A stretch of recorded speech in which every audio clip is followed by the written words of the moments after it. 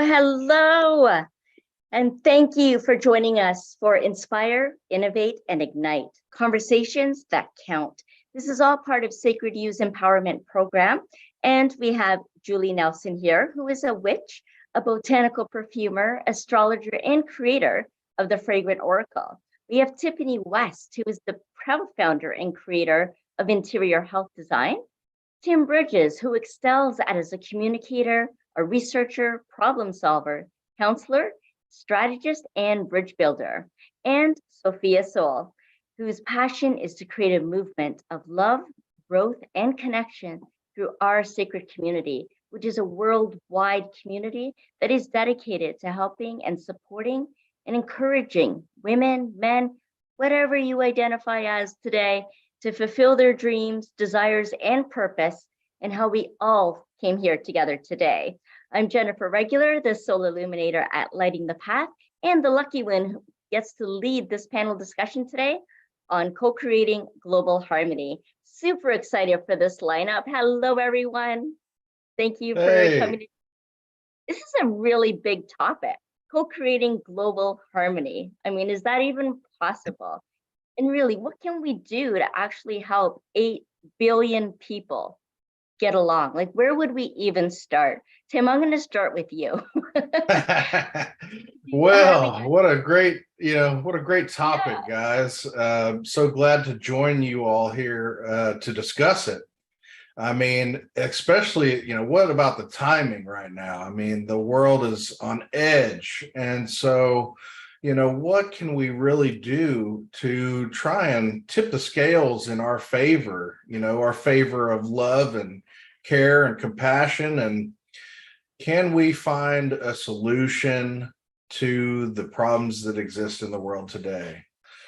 Well, how can we get 8 billion people to get along? That's the question, right? There's several things that we can focus on. I'll bring up a few topics, and I'm sure the other guests will have their takes on it and their own opinions. We are on technology now. We're here all together in this space. I believe that technology, as much as people may fear it, is going to be one of the strong factors to help us connect and communicate and see people on an eye-to-eye level. And I think that is what can help us to get on the same page. Of course, there are other things that come into factor. People need homes and food, shelter. And so many people are living without some of these things at this moment. And so, what can we do to kind of like a resource equity in a sense? How can we help others with the little bit that most of us have? There's a little percentage of everyone that has a big amount of resources, and then there's a whole bunch of us with not too much, but we're doing what we can with what we have.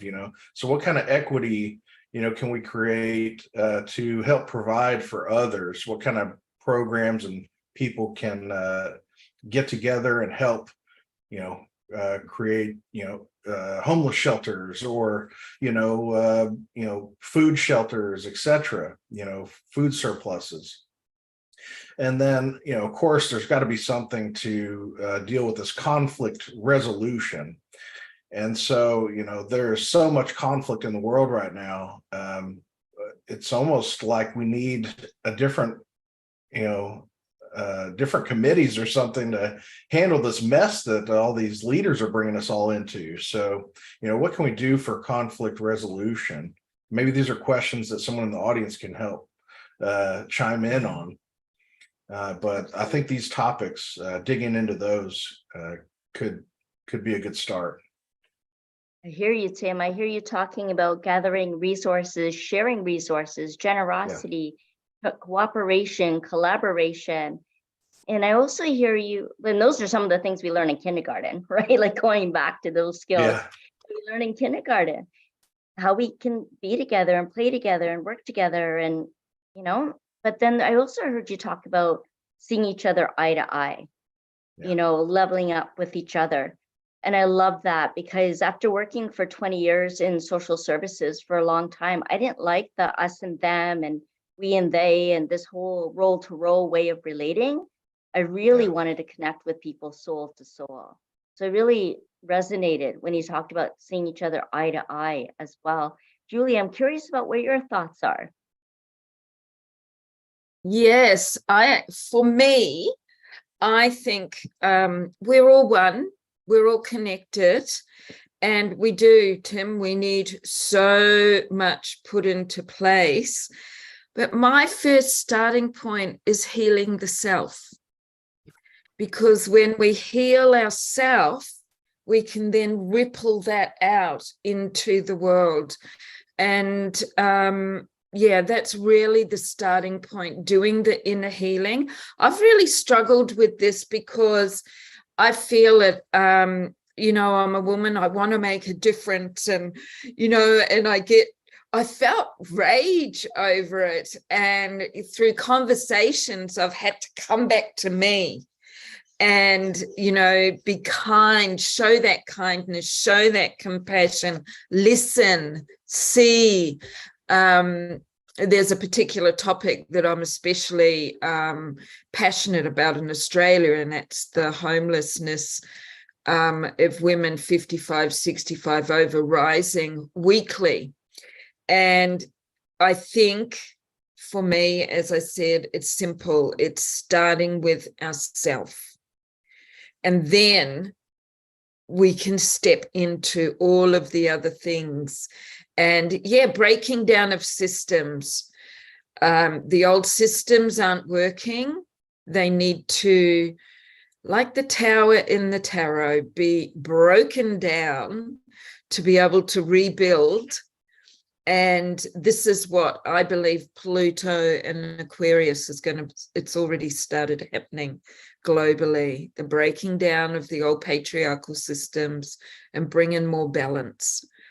So that's what I have to say on this right now. Yeah, You. the balance and alignment, right? Like really coming together in harmony in ourselves and with each other and in the planet and all of our relations, right? Not just the humanity. We want to embrace common humanity. There's also our connection with nature, and our own natural rhythms and the elements, and all of that too is part of co-creating global harmony. And I love that you spoke about listening and seeing and being heard and seen and understood, right? To listen deeply enough that we can actually listen for understanding first, and not to speak above or below, or put ourselves down. And it's what we say to ourselves even as well, right? As we're healing ourselves and coming into alignment so that we can radiate that beauty that comes from the authenticity of who we are, and then walk in integrity of what we truly value and stand for, and hopefully stand together in. Tiffany, I'm so excited to hear your take on all of this.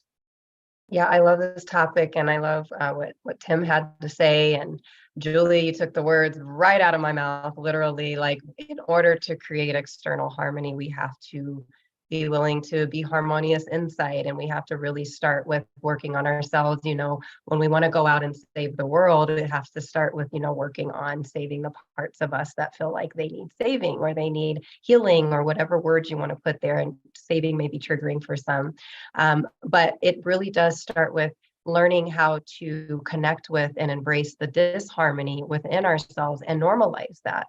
I think oftentimes when we're into this spirituality and we're in this ascension and we're light workers, we kind of forget that we're human beings too. And we do live in a world that there has to be balance, and that disharmony is not a bad thing. It really gives us a lot of good information.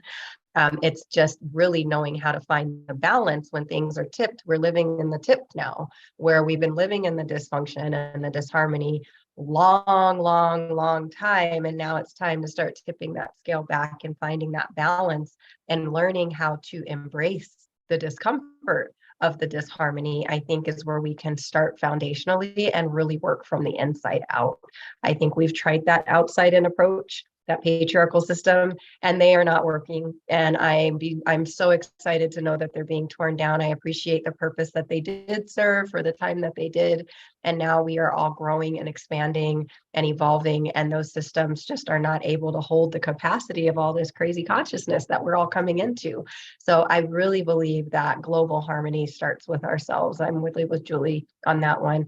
And I really believe that once we can do that, then we are connected to our authenticity. We're connected to a regulated nervous system, and we're not fearful of regulating and co-regulating with others. And we can build that connection a lot more effortlessly and more naturally. And once we do that, those outer systems can start to be built and formed through connection versus people trying to compete and tear each other down. Yeah, absolutely. And instead of being driven to compete, being driven by our energy and passion. And the way I see passion is when you break up the word, it's pass I on. And that I being your soul's expression of what you're here to pass on in this lifetime. And if we're tuned into that and we're singing our soul song, then we can really be in harmony and melody with each other, because we're all here doing our part, doing our piece, becoming who we came here to be, and doing what we came here to do. And that does take healing of the self. It does take learning to not be in conflict with our own values and with each other, even in our families and communities and our businesses and in the world at large. Sophia is touching lives everywhere at Sacred Love. And so I'm really curious, Sophia, what your take on all of this is. How do 8 billion people get along? Jennifer, I'd really have to say ditto. Ditto to what everyone has said, ditto to what Tiffany said, to Julie and Tim, and yourself too. And I love your take on passion and breaking that down. But it's really, really true. How do 8 billion people get along? And where do we start? By getting along with ourselves. How much do we spend all our lives? And we're the only ones that spend every single second with our lives, but we don't like ourselves. So if we don't like ourselves, how can we like anyone else? And there's just a whole ripple effect. So when we turn that around and really start to get on with ourselves, to get to know ourselves, to become our own best friend, to love ourselves, to really appreciate who we are as a unique being in this world, in this planet, then we see everyone else the same. Because I'm one that really believes in, like, we are all one, even though we're all different, we are all one. And if I'm treating someone else badly, I'm treating myself badly. And the same way, if I'm treating myself badly, it's that energy, it's going out into the world. So to really create global harmony and to get on with 9 billion people, 8 billion people, or however many billion of people we've got in this world, it starts with ourselves.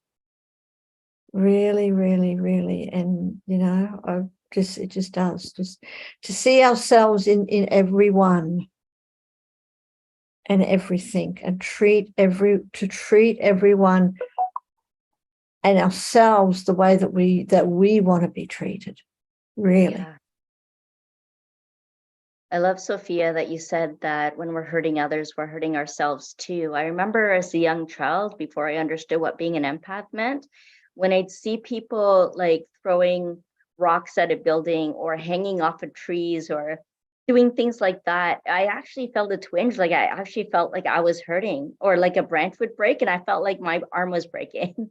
Like I was just, there's a resonance there. We are so interconnected with nature and each other and all our relations, like I was saying. And I heard you use the word appreciate, Sophia. And it reminded me when I was in ashram in Bali, and there was a poster up that said, we don't tolerate each other's differences. We appreciate each other's differences. And I really never really thought of how even language can be slippery. Like tolerate is kind of like a superiority thing. Like Yes. we're just tolerating that or tolerating you. But when we can really appreciate, then we deeply respect and value one another. And I saw that Julie wrote in the notes about equality being essential. I heard Tim talking about conflict resolution. And so where do we come together? How do we foster collaboration? I know that really started to come to the fore during COVID, during the lockdown. Small businesses were really struggling. And so people started collaborating, joining together, merging together, grouping together to co-create businesses and services and resources, pulling it all together. So I'm really interested in hearing all of your thoughts on how we can continue to foster collaboration. So Tiffany, you want to start with that? Yeah, I love that. And I was going to speak on Tim's conflict resolution. I was just on a call earlier today, and it's like normalizing conflict. I think that we see conflict as a bad thing because of how it's been exasperated in the world today because it hasn't been properly managed. And so I like to look at it as, conflict management and really teaching people how to disagree and how to be different and how to not have the same opinions and not feel so threatened by that other person and the unknown of what they believe.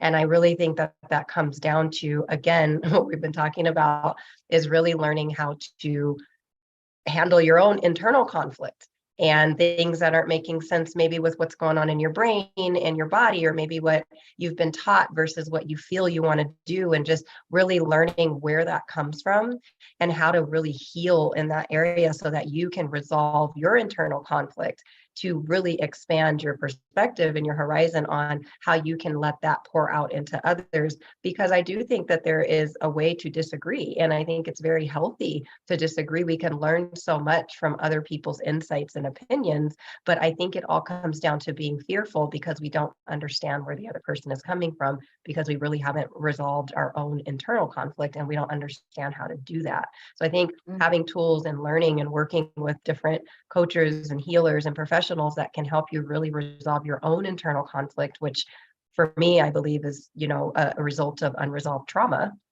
It creates a lot of conflict in the world because you're not able to connect to your authentic self. So that right there is a conflict where you're living this life based on what you are thinking you're supposed to be.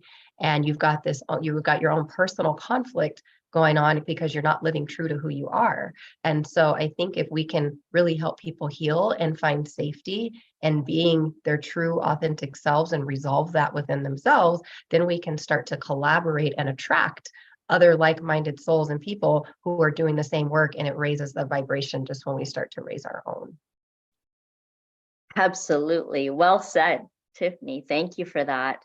Tim, I'd love to hear you elaborate some more on your ideas around conflict resolution and collaboration. Yeah, very well said, Tiffany. I would say in a world managed by sickness and basically creating sickness and illness with their policies, we need to be able to incentivize and collaboration and recognize and reward those that are building the projects and platforms to promote peace and tolerance and sustainability.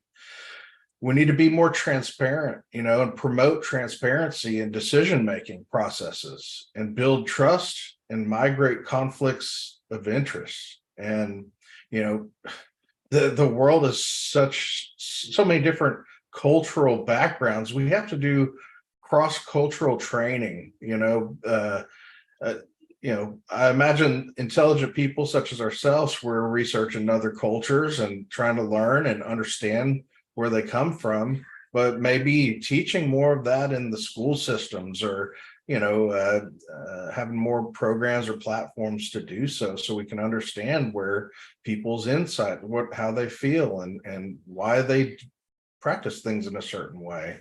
In college, I was a criminal justice major. I had to study all the different judicial systems around the world. And so I learned a bunch of politics and why countries and why people do certain things, and they have laws a certain way. So I had to study all of those. So, I kind of understand where people come from and why they punish in a certain way, crime and punishment.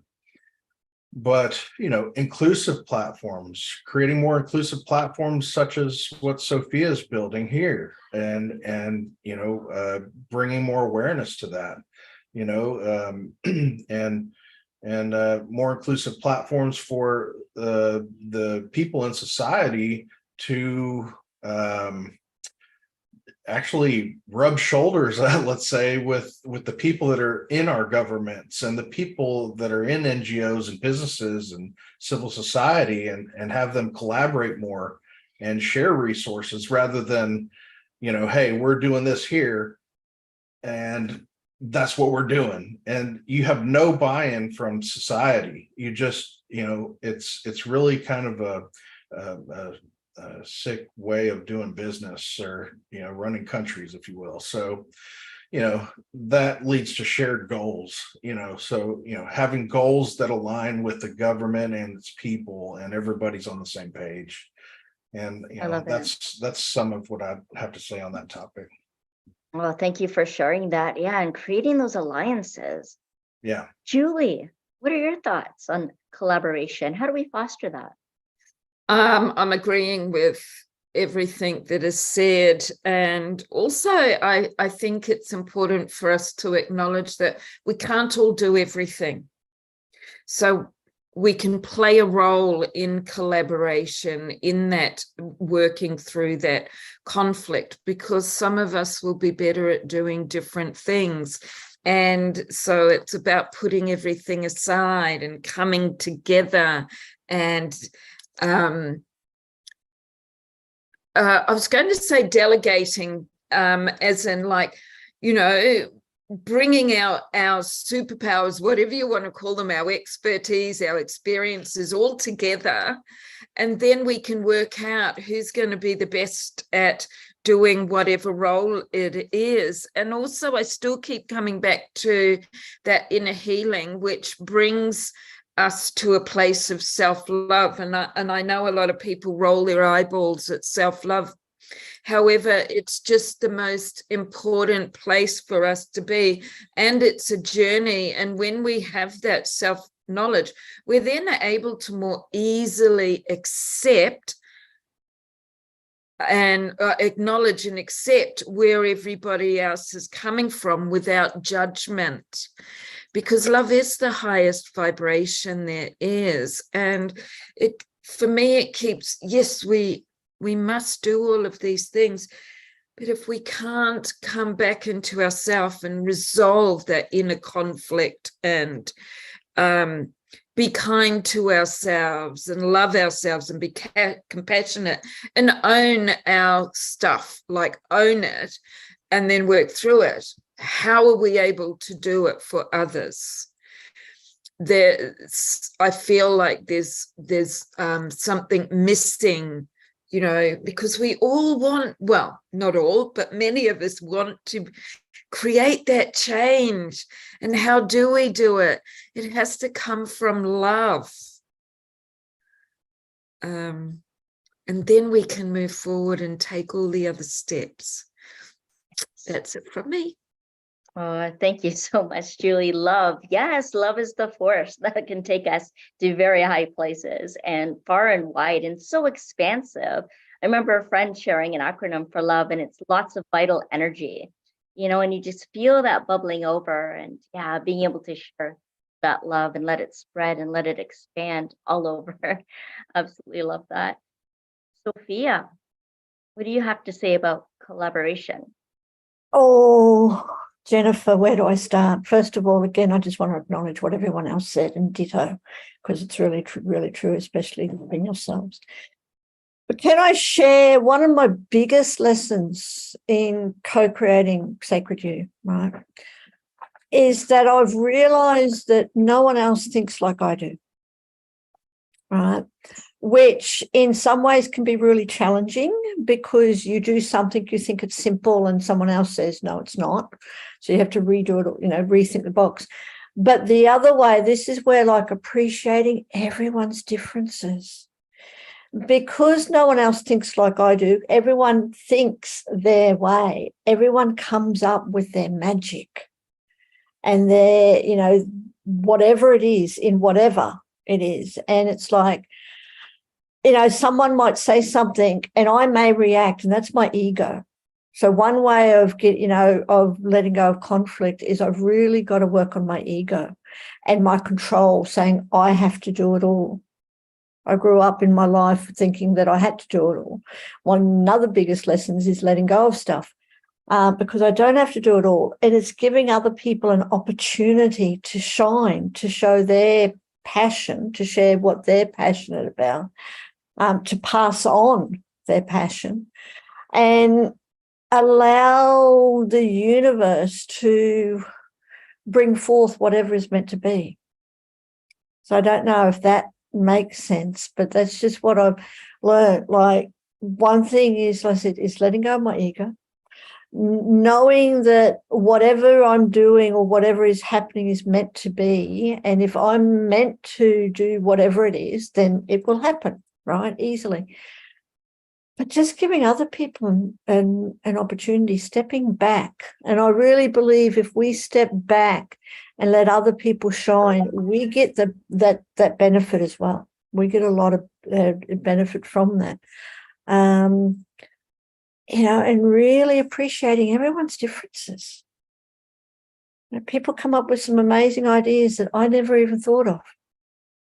We wouldn't be here. This is honest to truth. We would not be here doing panel discussions if it wasn't for someone else coming up with the idea. Mm. So, yeah. So true. Yeah, Very you brought true. up a good point there too, Sophia, about co-creating, collaborating with spirit, with a higher power, with the universe. Yeah. That's Yeah. also collaboration and co-creation. And It is. And knowing, just really letting go and surrendering to the universe and allowing the universe to organize things and to bring in the people with whatever's needed. And when we let go of our fear, a lot of it's fear that, I'm not good enough, or let go of that control, that ego, that it has to be me. Then magic happens. yes, whenever two or more are gathered, right? There's a real synergy and magic that happens. We're having some comments here. We have often the hardest place for people to be sometimes, right? And loving this, Sophia, Tiffany wrote, gives others an opportunity to shine. Absolutely. And the energy allows each other to shine. Yeah, we carry that light with and for each other. I love that. I love that so much. And, talking about spirit, I would have never thought of running a summit, but I had this vision, this big, grand vision of global coherence, because I do believe that it's possible. I really, really do. And we need to wake up and change the world in order for that to happen, right? And so spirit led me into this vision of creating the Wake Up and Change the World Global Summit.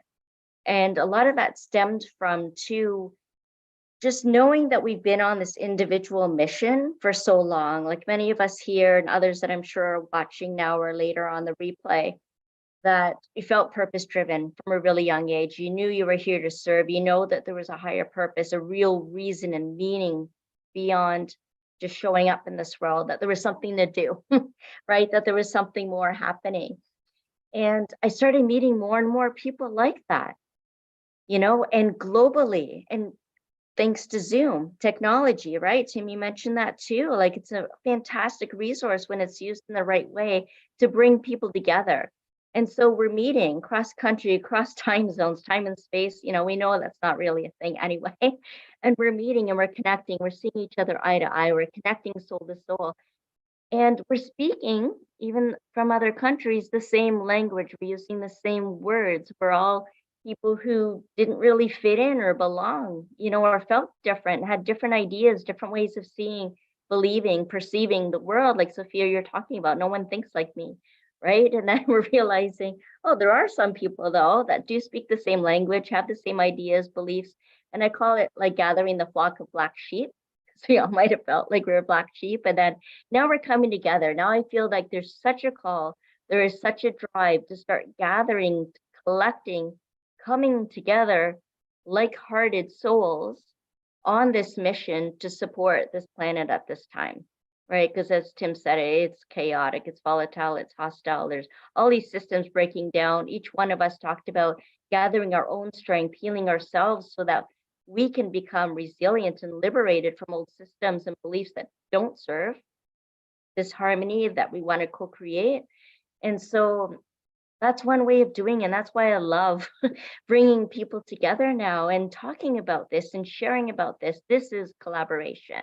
This is co-creating. And so I am so grateful for it. And yet there's still many of us that have trouble, that have biases, that have prejudice, that have disgust over things that are different. Different people, different beliefs, different genders, different races, different ethnicities, different cultural traditions, different ways of being and doing in the world. And so what gets in the way, do you think, of embracing diversity? Tim, I'd love to hear your take on this.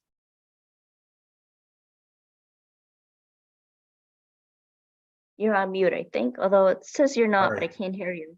Yeah, sorry. Okay, there we go. Yeah, there's several barriers that are just in the way, and a lot of it is this programming that we kind of receive since birth. Things that we inherited that just don't serve us. It serves a small group of people, and so we really have to get rid of different fear and ignorance and these fear of the unknown about others' cultures, beliefs, and backgrounds, like you said. But stereotypes, these things that existed that aren't really even true, and that people just still believe in, just these stereotypes that are created.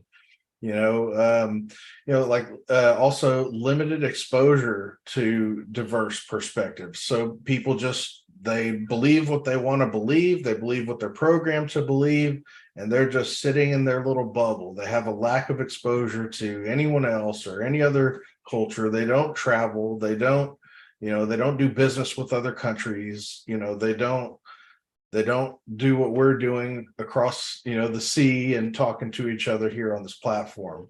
So it's like all these different things that people just build themselves, probably program that way to stay in their own little bubble. And here's what and who you are. You're this, you're this ethnicity, you're this so-and-so, and you get pushed into this whole persona. And until you realize it and you kill off all of that and you remove it from your ego, then you're just whatever you are to everyone else. You're never becoming yourself. And so really have to kill that off to be able to embrace any kind of diversity and have a more colorful life and live in this love and compassion that we need to.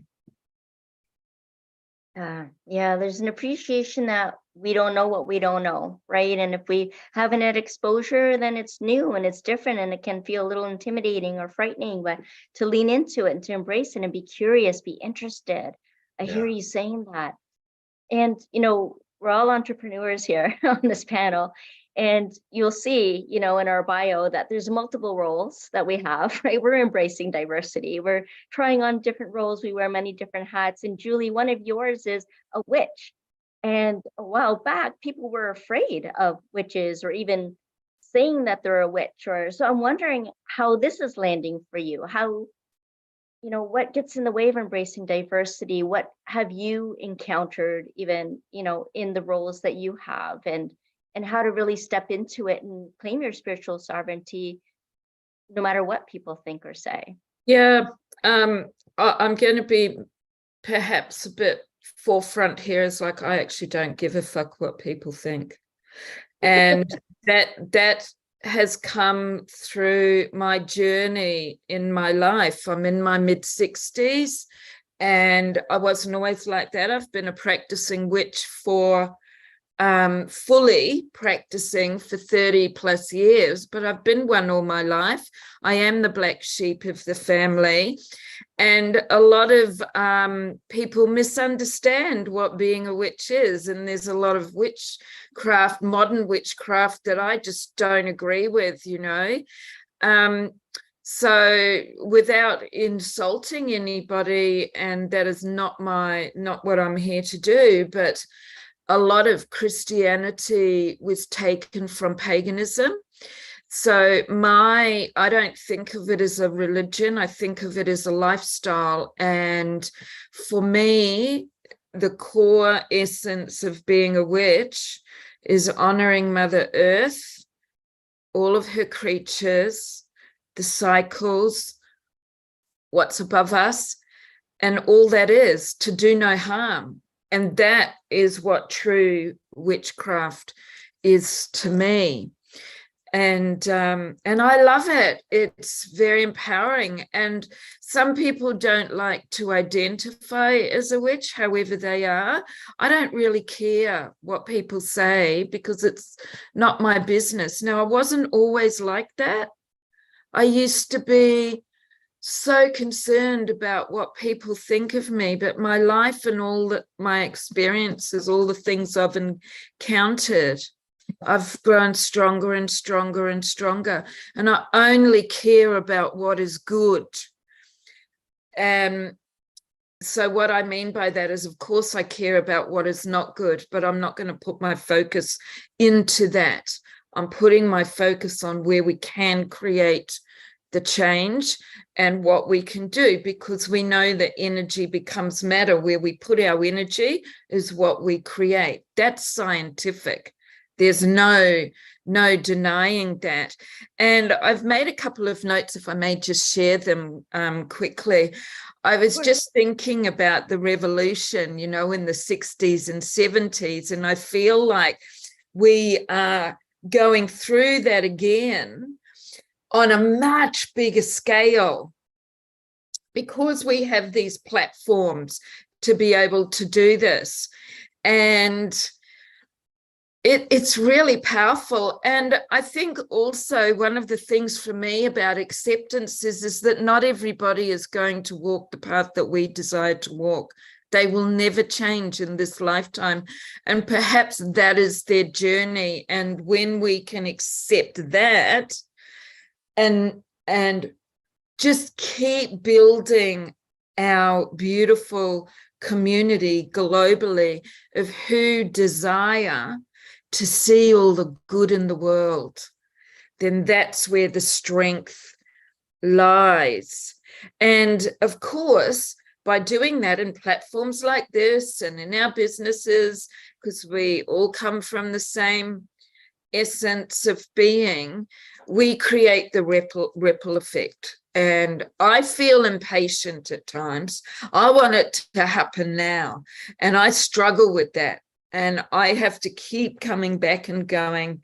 And I was given some wise words not so long ago. Julie, you can't do it all. Just keep taking one step at a time, because it's like, I get really affected by all of the hatred and the destruction and the power that is used so unjustly. So, so I do what I do as a witch to do good for the good of all on a daily basis. Yeah. Thank you. Thank you, Julie, for being true to who you are and how you want to be living and sharing and what that's like, because a lot of it's not awareness or, true understanding, and sometimes it's helpful to ask questions in a tactful, curious way, for that understanding. And I think that's really important. And also like culture and race and the way that we look and feel, and our bodies may be different. And, like I'm really tiny and I look like half my age. And when I say I'm Canadian, people always question, but where are you from? Where are you from? Because they can see I look different. I don't look like how they would think of as a Canadian, and it's true. I have South African roots. I'm full blood South African, but I've spent my entire life in Canada.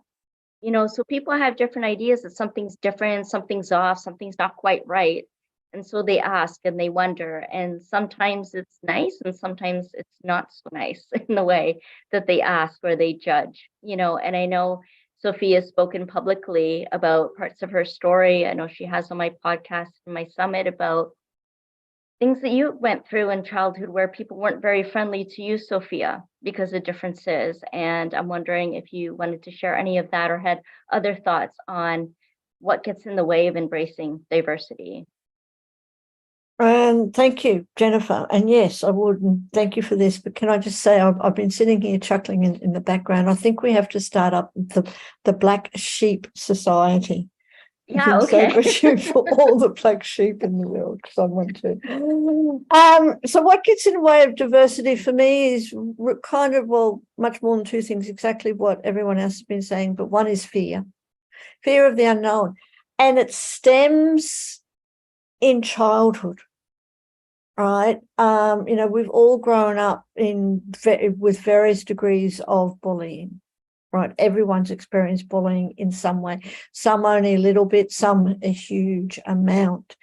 And bullying is just not accepting the diversity in people when people are different, especially children. And I really feel from my experience, it's just because as children, you don't know, you haven't learned, or you're not shown how to deal with anything that's different, anyone that's different. If you don't fit into that box, then I don't know how to deal with you. So I'm going to put you over there and not accept you. And I may treat you differently because I don't know how to treat you. Like, I just don't know. And it just slowly and stems from there. And over lifetimes, it's just got worse and worse until we live into a world where bullying, of course, is a huge thing still in today's age. But that, to me, how do we overcome it is by now, like what you're doing, and creating that movement and starting at a very young age to show children that everyone's acceptable, like just to accept everyone, that we're all different, we're all unique, no matter where we come from, no matter what we look like, what skin our color is, or our language that we speak, we're all part of one. Right? But if people don't know that, then it's a totally different thing. And that's where it all kind of stems from. So that's my thing on diversity, is that it actually comes from childhood. In childhood. Julie wrote here, as a child, she never saw the difference in cultures. It was only when she was growing up that she witnessed and experienced bullying. Yeah. Yeah.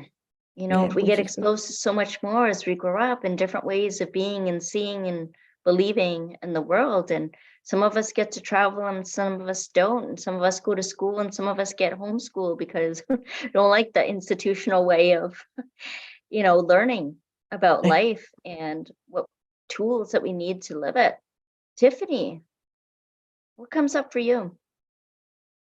Everything that everybody's been saying. The first thing that comes up is fear, of course, and ignorance or lack of understanding. I think that that's a normal thing for us to be afraid of things that's different. And sometimes I think it's primal. Like, if you think of animals, and we go back to when, we had tribes and people were in really small communities, anything that looked different outside of that community was a threat to, like, the whole system, like your system. And it's the same for animals as well. So being able to address that programming, like Tim was talking about, that's really huge, because programming is something that gets downloaded into us, but it doesn't have to stay that way. Just like we update our programming on our computers, we can definitely update our brain programming and download new programs and really update that operating system.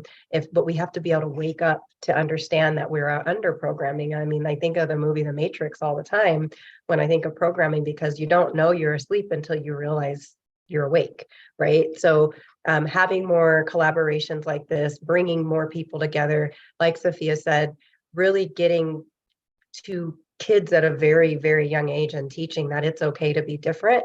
And it's also okay to be afraid of what's different. But what you want to work with kids on is their delivery and their reaction and their response to when they see something different, because you don't always have to care for it. But I think it's the brutal violence and the hate and the crimes and just the volatile actions behind people being really scared of what is different and really afraid to embrace different diversities. So I think that that is what keeps us, is just lack of understanding and that fear, that primal based fear of like, oh, this is different than what we're used to.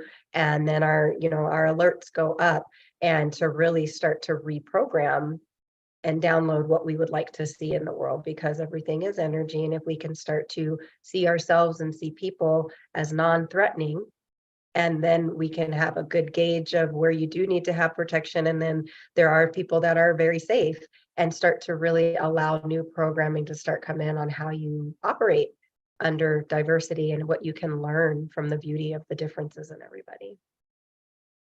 Love it. Love it. Upgrading, up leveling our operating system and changing our programming, change the narrative. So let me ask you this then, Tiffany, what does it actually mean to live in harmony with each other and the planet? I take it, I mean, anybody that knows me, I'm a nerd and I geek out on nervous system regulation. And I really think it comes down to feeling regulated and feeling safe. Our systems have to feel safe with others, and safety is created in relationship. So when we have a very nurturing caretaker, or we have a nurturing relationship with anybody throughout our lives, there's no better feeling than that, because that's just pure love and harmony, because we're getting along, we're co-regulating, our nervous system feels safe, social, there's no threat, I don't have to protect myself. It's just like, I can just let my guard down, I can be vulnerable. And there is just such a beauty in being able to connect with other like human beings that you feel safe around, like where you don't feel like your energy makes you clench up, or you're trying to like think your way out of like something doesn't feel right, but we're not taught how to listen to our intuition. So logically, we think that everybody should be safe because you're not being nice, you're not being polite if something doesn't feel right. And I think that that essence of just feeling true safety within our own selves and our own nervous system, and creating that for all of us that have experienced dysregulation at some point in our lives, to create that regulation and that safety, then we can have a better gauge on who else is safe, and more people can attract that, and like attracts like, and we can just continue to build on that. Awesome. Yeah, I think it'd be really useful for everyone to have an emotional safety plan, to have a path of resilience, a path that helps us to feel strong, to keep our spirit intact, to have an emotional safety plan that keeps us regulated, that keeps us solid, that helps us to recover more quickly, more easily when we get knocked down, when it has to be that way, and also to be able to lift each other up and to be in harmony with ourselves and each other. It takes that regulation. Tim, what would you suggest we do? What does it actually mean to live in harmony with each other and the planet? Well, harmony is balance. And so, we need to strive more for balance between human needs and the needs of the planet. And, maybe promoting equity. So access to resources, how can someone be in their right mind if they're wondering where their meal is coming from tomorrow? So, that places someone immediately into their, reticular activated system and fear. So, it's just so many layers to this, but, it's providing access to, food, maybe more training for being in touch with the planet and planting your own plants and servicing your own animals, and maybe going backwards a little bit. Sure, we have the technology, that's great, but we all need to be wondering and creating systems to feed us and our next generations as well. But, and y'all spoke to this as well, as cooperation, collaborating with others. We can do a lot by ourselves, but when you gather up a whole neighborhood of people, what kind of farming can you put in place in a whole neighborhood? You may be able to, make someone's front yard into a garden or something. There's different things that you can do to help with feeding others. And again, we can't be a comfort if you're living in a box on the side of the road. So we, again, going back to that, food, shelter, sustainability practices, preserving the environment for future generations. And we spoke about it as relationships, etc., but it's respect. And so respecting the dignity and the rights of all individuals, regardless of your background, and recognizing the intrinsic value of nature and life. Mm-hmm. Well, Tim, thank you. Thank you for sharing that. And it's actually something that's here where I'm living on Pender Island, BC. There's the Lifeboat Academy, and they're reclaiming the commons. That's exactly what they are trying to do. And they're securing the property to buy it back, to protect the land so that it can be used for the commons, and that everyone would have their shared footprint, and be able to share the resources. And it's all based on sociocracy, the 7 principles of that, where you're just really coming together and establishing the shared resources for regeneration, resilience, and transformation, and it's a whole network where they're teaching people how to build their own lifeboats as well, all around. So I love seeing these kind of projects come into effect, in a Healthy Neighborhoods project. And there's so many others like it, that's where the hope is, right? That's where we're seeing some actions being taken. Julie, what do you think? What would harmony look like in our world if there was such a First of all, I love what Tim said, and I agree. And I share a property with a young couple, and we've just started building a veggie garden in front because, quite frankly, a lot of the food that you buy from the shops is appalling. The fresh fruit and vegetables is not fresh, and there's there's no nutrient value in it.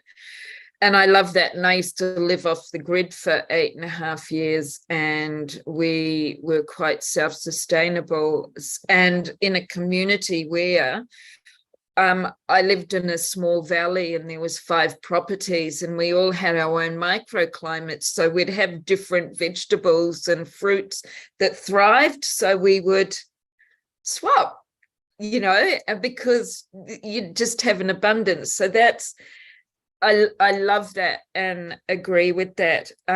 Respect, absolutely. Respect for other people's and meeting those basic needs, which is like, really, to me, I sometimes just get so lost in thought, because I think, how can we not have, there are people, everybody deserves to have those basic needs met, to, yes, honoring Mother Nature and the planet, and having enough food. And dare I say it, there are, and I've been in the position where I've had to go to charities for food.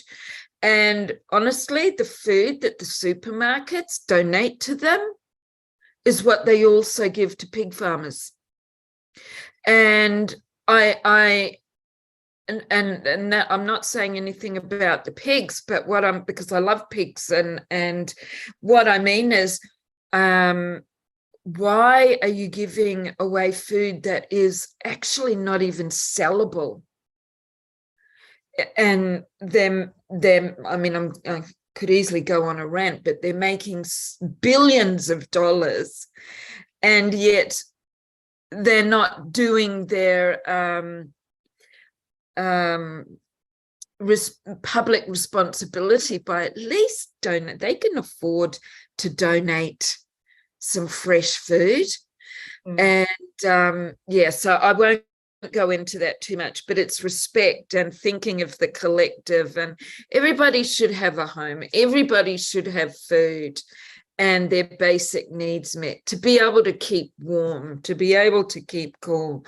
And harmony, to me, yes, it is about bringing balance, and we so desperately need to. How we're all going to do that, keep doing what we do or are doing, and believe. We have to keep hope and believe that we can create change. And I believe that change is coming more and more and more and more. People are speaking out. So keeping the belief and doing what we can, even if it's something small. It's those step by step. That's probably not the answer to the question you asked, but I started going off on a tangent and got a bit. I think that all contributes to it, absolutely. And I'd love to hear other people's contributions. I'd love to see in the comments what you believe we can do. What kind of actions can we take? What can we do to co-create global harmony, to even be in harmony in ourselves, in each other, with the planet? I'd love to see your comments and what we can do to foster collaboration and embrace diversity.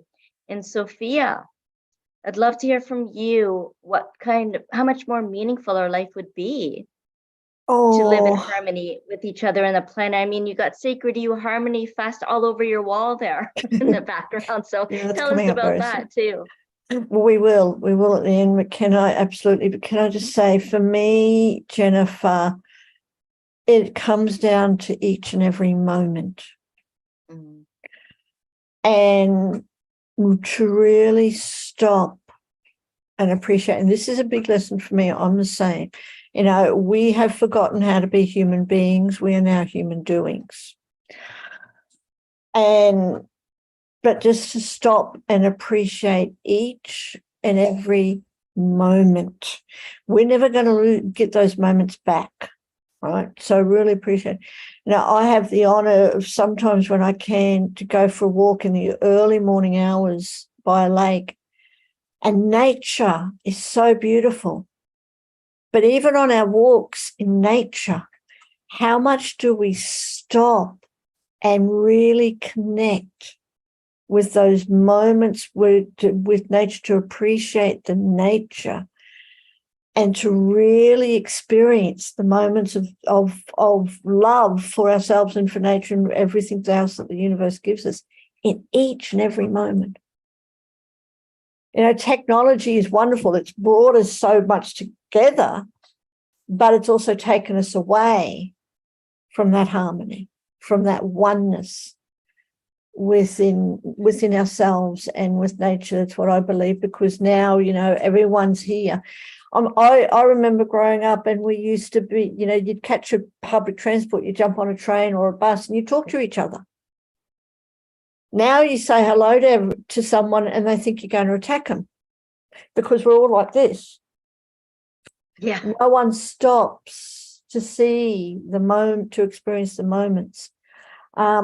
So that's it's finding the balance between life and technology is the biggest lesson. And if I can just say, before we finish up briefly, one of the biggest things that has helped me so much is every morning in our community, 5 days a week, we read the Tao Te Ching. And oh my God, is that such the most powerful text about connecting to yourself, connecting to others, to bringing the world into harmony. If we all lived the way of the Tao, then life would be so much different. It's all right there. It's all right there. I mean, I would love to send a copy of the Tao to every single politician in the world, but it's also not everyone's ready for that. But it's coming, as Julie was saying, as we're all saying, that shift is coming. But for anyone who's watching live or replay, read the Tao Te Ching or come and join us for enlightening discussions. It is amazing. So yeah. Julie's resonating here. So she loves touching the bush and the trees and smells the flowers with the moon and stargazing to connect with all that is. And smiling at people is one of her habits, and honoring Mother Nature and the planet, being kind and compassionate. Love all of that. And we have such resources right here on this platform, right here today with each other. We're a bundle of resources. We are all offering ways of connecting, all of you to connect with each one of us or all of us, and we each have a gift to share. So Julie, do you want to share how people can connect with you and what gifts you have to offer them? Yes, look, I run a free group called The Rich Witch, and the word rich is about living a rich life. So connecting with nature, connecting with the universe, creating a beautiful community and thriving. So you can join my group if you would like, because I love to support people. I love to walk with people. And I have a myriad of things that I work with people: astrology, botanical perfumery, my Rich Witch community. And I work mainly with women to help them rise unapologetically in their essence. And that's very important to me because of what I've experienced in my life. So I'm very open and love to just connect. So you can reach out and friend me and have a chat. Awesome. Thank you, Julie. And how would people connect with you, Tim? The best place to connect would probably be just on our website, which is thirdpartypeople.com. And I also manage a podcast called Optimum Ideation. And so I'm looking for, the best of human ideation, the ideas like we're talking about right now. I also host chats and business networking events and things. So, you can find me on LinkedIn. I'm pretty active there. I'm always there if somebody wants to connect with me on LinkedIn. So it's Tim Bridges 100. So Awesome. Thank you so much, Tim. Tiffany, how would people connect with you and what are you offering today?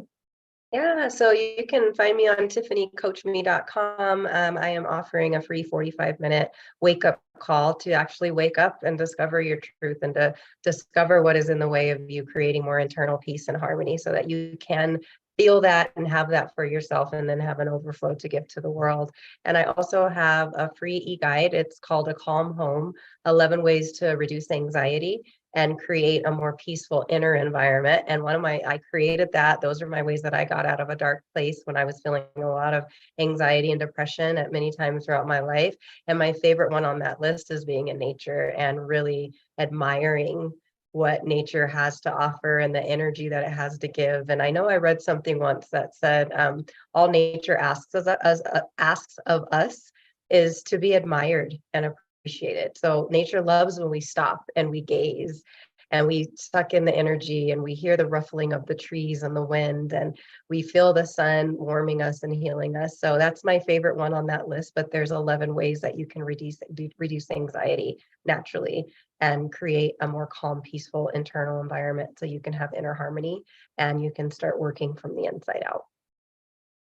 Beautiful. It all felt so good, just as you were saying all of that. And I'm Jennifer Regular, known as the Soul Illuminator at Lighting the Path. And, we gather all these skills and abilities throughout our lifetime, but we don't always tap into our potency. And so that's what I like to do. I like to help connect you with your potency, to really invoke your passion, that pasaya that I spoke about, so you can really live your purpose. And so I'm offering a guide to living your passion and purpose. There'll be a link for that down below, or you can just check out lightingthepath.ca and you'll find my YouTube channel for Awaken and Ascend podcast and other ways to connect with me as well.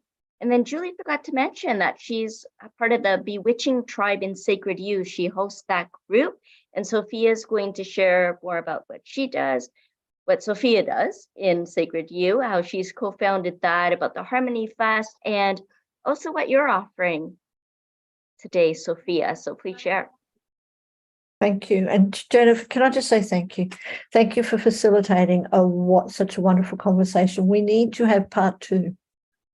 Okay. We need to have part two, because what really took me, if I can just say this really quickly, Jennifer, is what you said a little while ago, that you believe this can happen. You believe that, we can live in a world where we're all living in harmony.